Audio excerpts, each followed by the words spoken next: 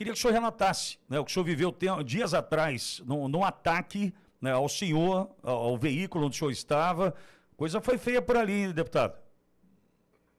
Eu vou resumir que isso é mais um dia no cotidiano do carioca. Aconteceu de ser um parlamentar. Aí chama mais a atenção da mídia. Mas isso está acontecendo diariamente no Rio de Janeiro. A gente estava indo para uma comunidade do Rio de Janeiro, Antares, para inaugurar um projeto social profissionalizante. É o mínimo que a gente pode fazer, é tentar retribuir, entendendo aquilo que é direcionado para a gente entregar para a população. E ao entrar na comunidade, a gente tinha feito um contato com a equipe que já estava lá no local, e a gente foi informando, pode entrar? Pode sim, é só vir, segue aí o caminho, pode vir reto. E esse pode vir reto, a gente se deparou com dois elementos numa esquina com um fuzil apontado para o carro mesmo, e a nossa atitude ali foi, se estava na direita, ir para a esquerda e tentar sair dentro da comunidade. O que aconteceu foi que foram efetuados vários disparos contra o carro e por onde a gente ia passando, a gente estava sendo alvejado, pegou tiro na traseira, pegou tiro na esquerda, pegou tiro na direita, pegou tiro na roda, pegou tiro no pneu, entendeu? E para nossa surpresa, além disso tudo, quando tu pensa que vai diminuir, eu olho pelo espelho retrovisor, vem um carro com um cenário de filme. Um de cada lado efetuando um disparo contra o carro, o pneu furou, a gente arrastando o carro praticamente ali, aquele barulho do pneu furado, a gente conseguiu sair da comunidade, o carro continuou ainda atrás, só que o meu motorista ele teve uma atitude de apertar um botão que tem uma luzinha no carro. Normalmente o carro blindado tem uma sirene e tem uma luz. Ele apertou e não sei porquê, aí pararam de perseguir, a gente foi mais à frente, já pedindo apoio ao batalhão da área ali, que é o 37º, é o 27º Batalhão de Santa Cruz, como a 36ª DP também, todo mundo de pronto emprego, chegaram ali um atendimento excepcional, mas eu posso te falar que isso aí não foi um fato atípico, isso é típico no Rio de Janeiro, um estado hoje que está largado às traças, infelizmente. Então, agora, sargento, a questão outro dia até eu trouxe aqui para a rádio, né, uma situação que aconteceu, eu vi nas redes sociais, policiais orientando como deve proceder alguém que entra numa comunidade em função de um erro do Waze, do aplicativo de, né, deslocamento ali, o Google Maps, enfim. Quando você entrar numa comunidade, né, aí começam abaixa o vidro, não ligue o pisca-alerta, tem uma série de situações, acenda a luz interna, uma série de orientações, né, para salvar a vida de quem entra errado numa comunidade. É o capim comendo boi, né? Se a gente, desculpa eu usar esse termo, mas é o capim comendo boi. Porque se a gente tem que usar da segurança pública para orientar o cidadão que entra errado numa comunidade, para ele se salvar, ele tem que jogar o jogo do bandido, tá tudo errado, né, sargento? E praticamente o que o amigo falou é a cartilha do poder paralelo, não é isso? Então, mas sargento, era um vídeo de agentes da segurança pública do Rio para tentar salvar quem erra um caminho, né? Não, mas o que eu estou falando é uma cartilha do reconhecimento do poder paralelo. Exato, perfeito. No momento que você não consegue mais ir e vir. Nós temos até protocolado aqui um projeto de lei 3191. Está criminalizando quem coloca barricada, porque o Rio de Janeiro hoje ele é delimitado por território. Você não entra em qualquer lugar. Aí vem essa cartilha do poder paralelo aí, até orientado, que eu acho que o policial ele fica de mãos atadas, sabe? A melhor polícia do Brasil, o máximo de respeito que eu falo aos demais colegas é a do Rio de Janeiro. Não tem como. O nosso cenário é de guerra. O Rio de Janeiro vive, assim, dias, que também não começou agora, não. Eu não estou culpando o governo atual, não. Mas eu culpo lá atrás, quando o governador mandou chamar o vagabundo de cidadão. Entendeu? Para entrar na favela, tem que chamar de cidadão. Esse caldo já vem entornando há bastante tempo. E agora ele entornou praticamente de vez. Eu parabenizo aqui o secretário de Segurança Pública do Rio de Janeiro, que é um cara que chegou agora, ele não tem culpa disso. Parabenizo o trabalho feito pela Polícia Civil, parabenizo o trabalho feito pela Polícia Militar, entendeu? Agora, essa narrativa, imagina, ao entrar numa comunidade, ligue o pisca-alerta, abaixe os vidros, acenda a luz interna, mas isso não é uma blitz policial. Olha só, Eu estou acostumado a passar por isso, entendeu? E acender a luz interna do meu carro, abaixar os vidros, quando eu vejo uma blitz policial. E me sinto confortável em fazer isso. Eu, como cidadão do bem, não tenho nenhum problema em fazer isso. Agora, uma regra para o Rio de Janeiro em que policiais não vão te abordar, você está reconhecendo que tem um poder paralelo atuando no Rio de Janeiro, forte, firme e incontrolável. Incontrolável. Essa é a realidade. Exatamente. Agora, sargento, e diante disso e do que o senhor viveu, né? É inacreditável imaginar que nós tivemos um ministro, né, da Justiça e Segurança Pública que foi com uma escolta inadequada até o Complexo da Maré. Um então candidato à presidência da República que sobe o Morro do Alemão com o boné do CPX. Aí vai ficar difícil também a gente tentar combater o crime, né? Sendo que os principais agentes do Poder Executivo Federal flertam com a criminalidade dessa forma. Ao mesmo tempo, o Supremo Tribunal Federal, com a determinação do ministro Edson Fachin, lá, não me lembro o número da DPF, que impossibilita a ação da polícia carioca no subir morro, tendo que avisar antes. Secretaria de Saúde, Secretaria de Educação, ou seja, inviabilizando operações também, né, sargento? Eu queria também entender, porque o recado que passa quando existem essas movimentações, desde ministro ao presidente, é como se fosse um território acessível, mas não é. Não é. Esses dias na minha rede social, eu até falei, e também eu vi um vídeo nas redes sociais em que o governador estava chegando, acho que no aeroporto, o governador do Rio de Janeiro, e mais de 30 policiais ali no entorno, com um montão de carro e aparato para poder chegar no aeroporto. Então, isso é o reflexo do Rio de Janeiro. Quando você vê um ministro que entra na maré, um policial não entra na maré.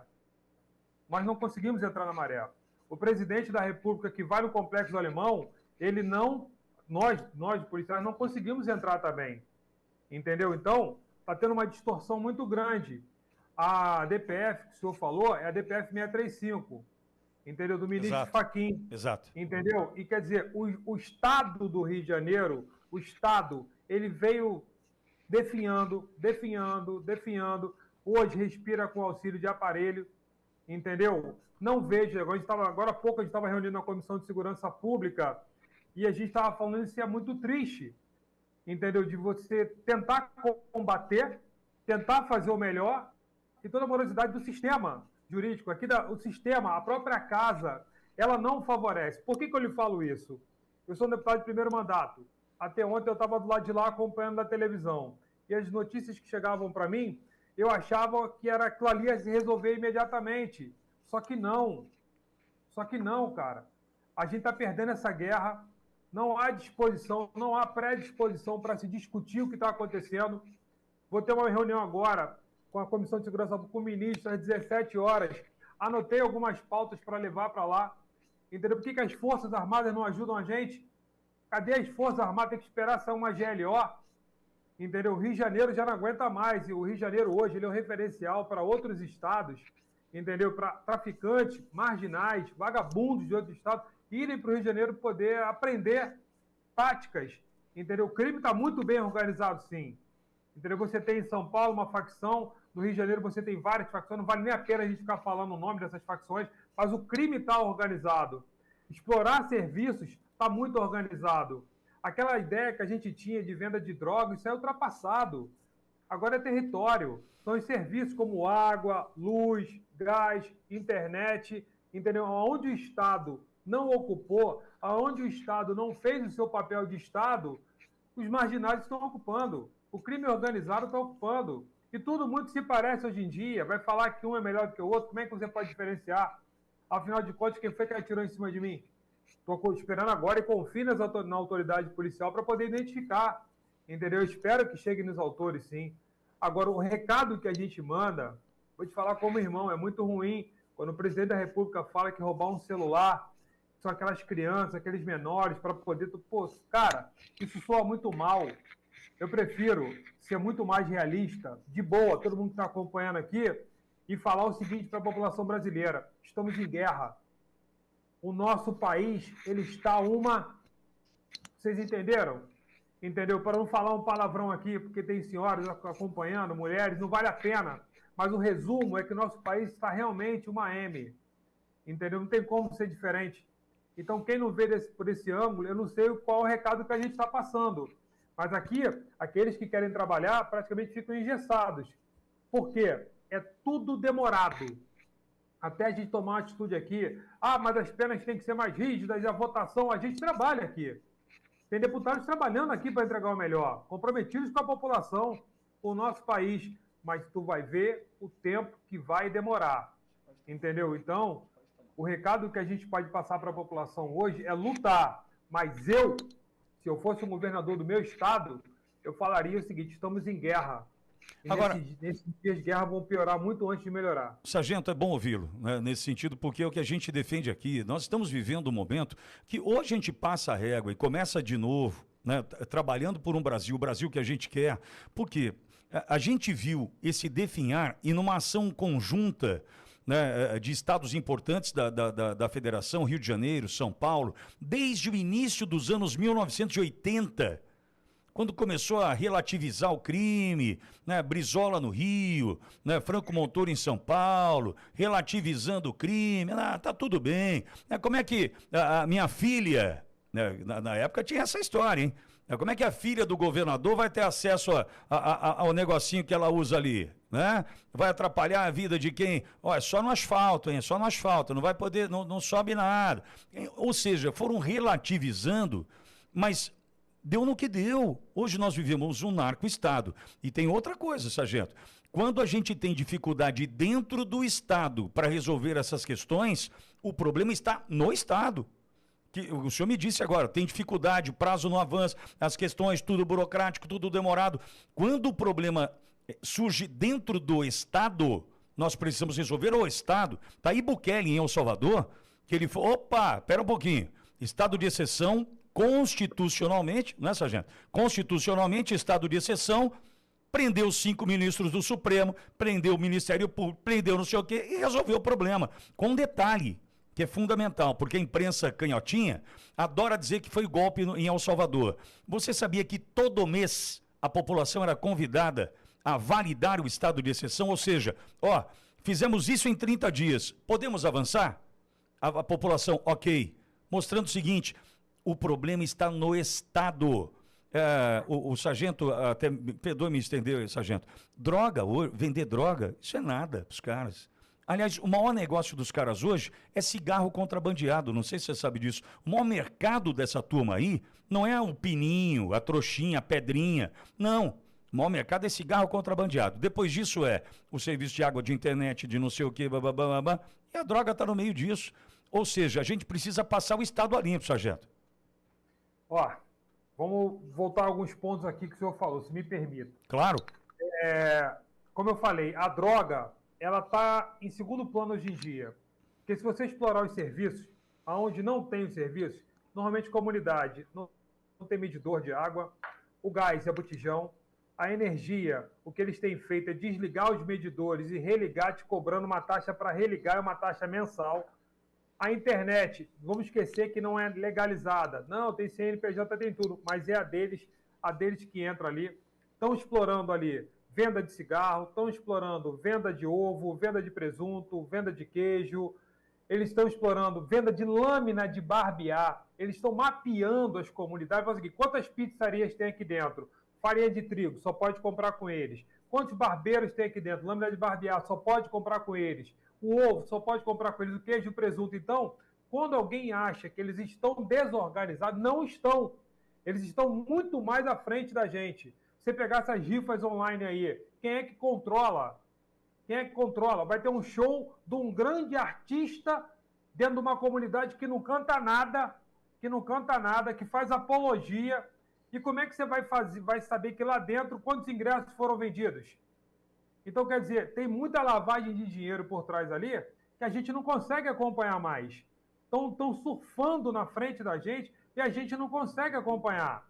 Entendeu? Se El Salvador não é um exemplo a ser seguido para a gente, me desculpa. Então vamos trancar a porta do Brasil e ir embora. Entendeu? Que o Brasil está caminhando para um caos. E está caminhando a passos largos, tá? Não é passo curto, não. A crise financeira, entendeu? Se a gente for avaliar, ela tá em segundo plano do que a violência, do que o aumento da violência. Eu penso dessa forma. Podem me corrigir. Não. Não é porque eu sou policial que eu estou vendo por esse ângulo, não. Só que nós estamos perdendo. Entendeu? Não tem economia, entendeu, com violência. No estado do Rio de Janeiro, o frete mais caro do Brasil é o do Rio. Então, como eu estou te falando, se El Salvador não funcionou, se o povo brasileiro, eu duvido que se tivesse um plebiscito para poder perguntar se gosta do modelo que nós temos hoje, como se fosse El Salvador, eu duvido que iam escolher o modelo que nós temos hoje. Eu duvido. Exato, senhor, e detalhe, o Sargento Portugal não está exagerando não, viu? Quando fala de lâmina de barbear, não está exagerando não. Quando a gente fala do que alimenta, como são alimentadas as milícias, né, o tráfico, o Rio tem uma característica diferente de São Paulo, que também já foi tratado pelo Sargento Portugal, que é o territorialismo. Quando está saindo um tiroteio na comunidade A contra membros que estão tentando invadi-la, é por conta de território. E por que hoje eles cuidam do território como cuidam?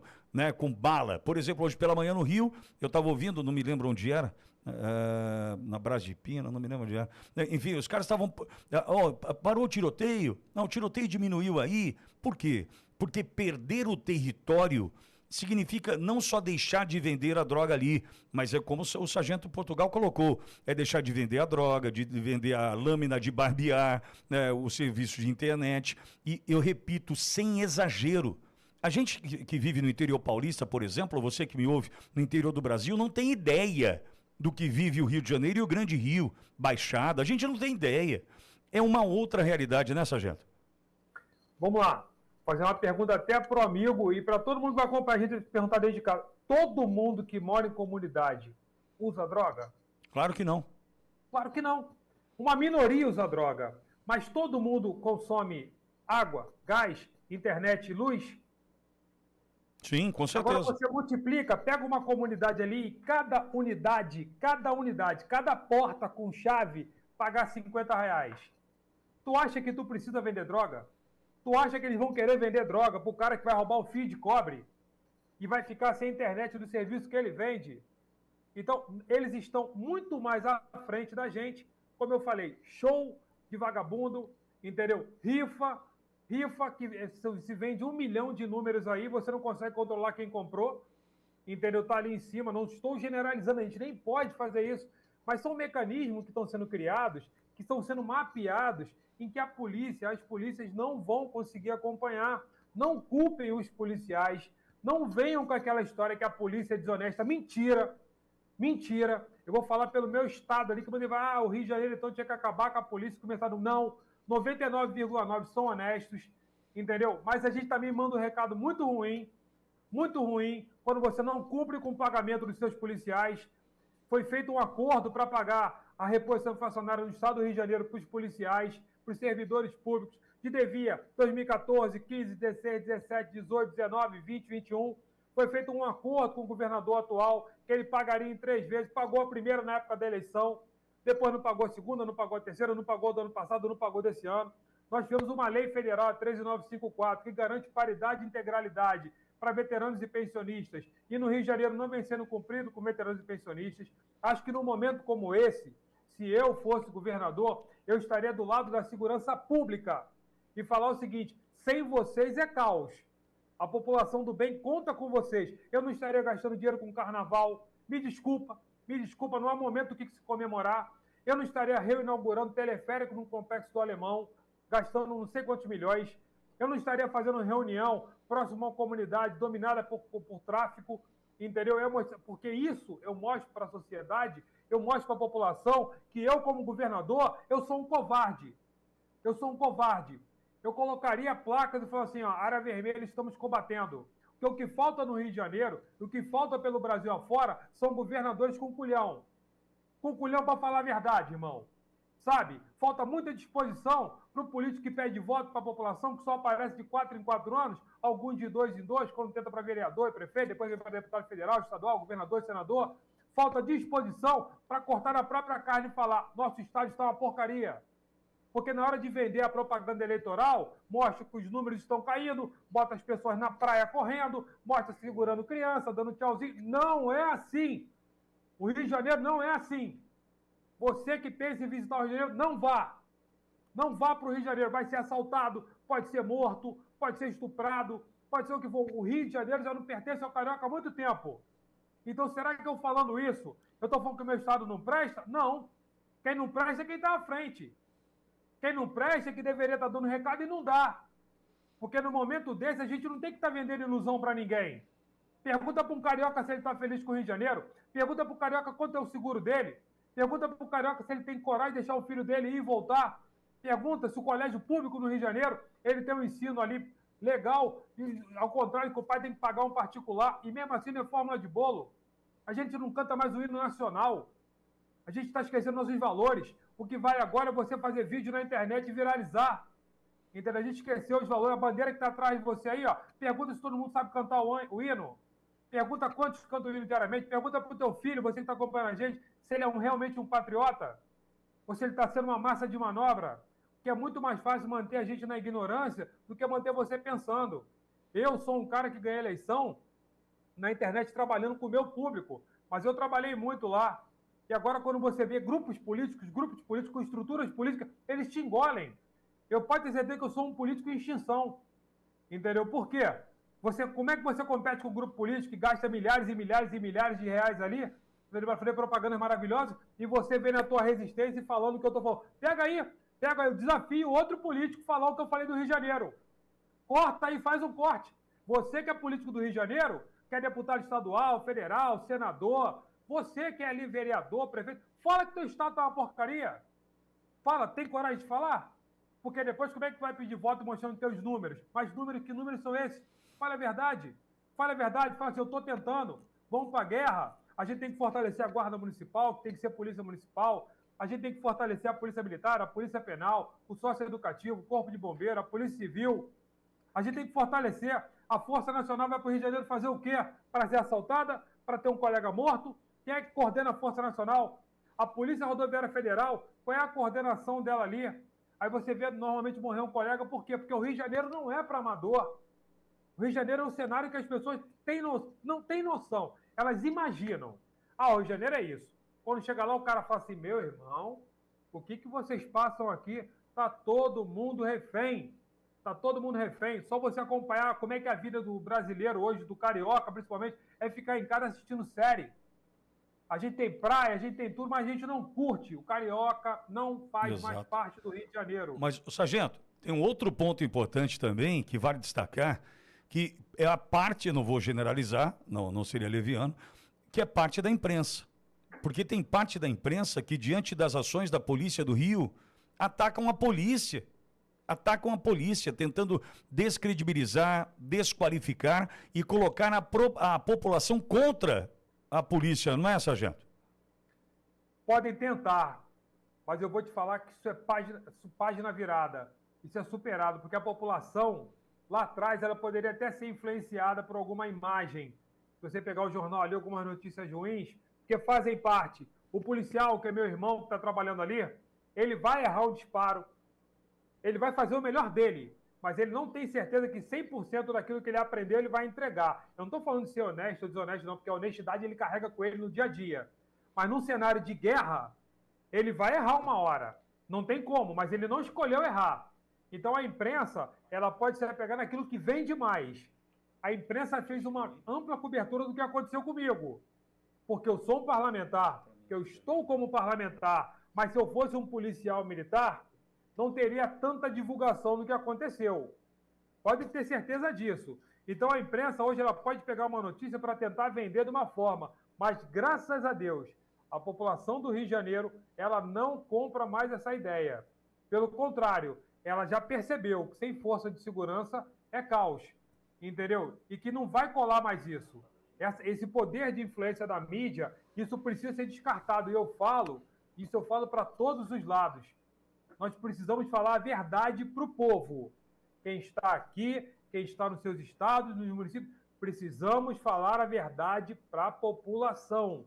E a população, graças a Deus, no Rio de Janeiro, quando ela recebe uma notícia dessa, praticamente ela vai e fala o seguinte, isso não condiz com a realidade. Porque o carioca, ele está sofrendo isso. O que você via na televisão chegou na porta da sua casa. O bairro que era mais seguro, agora não é mais seguro. Entendeu? Zona Sul, áreas nobres, interior do Rio, região dos lagos, nós não temos mais uma área para falar o seguinte, aqui o crime não chegou. Não, aqui o crime já chegou, ou então o crime está chegando, e o Estado tem culpa, porque o crime organizado, ele ocupa o espaço que não foi ocupado pelo Estado, ou que foi ignorado. Cadê a educação nas comunidades? Cadê o saneamento? Cadê o asfalto? Cadê a luz? Cadê a saúde de qualidade? Porque as comunidades, elas são um mini bairro. Então tem que ter assistência lá dentro. Quem é que dá assistência lá dentro? É o vagabundo que manda comprar um remédio? É o vagabundo que é herói? Entendeu? Que mostra que vale a pena viver 220, que ostenta carro. Ali não foi falta de oportunidade, não. É falta de vergonha na cara. Ah, mas o cara não teve escolha. Teve escolha e quis ir para o crime. Porque para ele o crime compensa. É o recado que passa. Por isso que eu estou falando. Eu, como governador, eu não gastaria dinheiro com festa nenhuma, porque eu não tenho o que comemorar. Não ia ter show na areia de Copacabana, o Réveillon para mim não ia funcionar daquele jeito, e eu ia falar, vivemos dias difíceis e eu espero entregar para você dias melhores, porque do jeito que está, eu não tenho o que comemorar. Agora, será que algum carioca tem o que comemorar? Será que o carioca está feliz com o Rio de Janeiro? Então posso ser um maluco aqui falando para a imprensa. Este Sargento Portugal do Podemos do Rio. Sargento, eu vou convidar o senhor para que volte a Ouro Verde, né? Preciso encerrar a nossa conversa agora.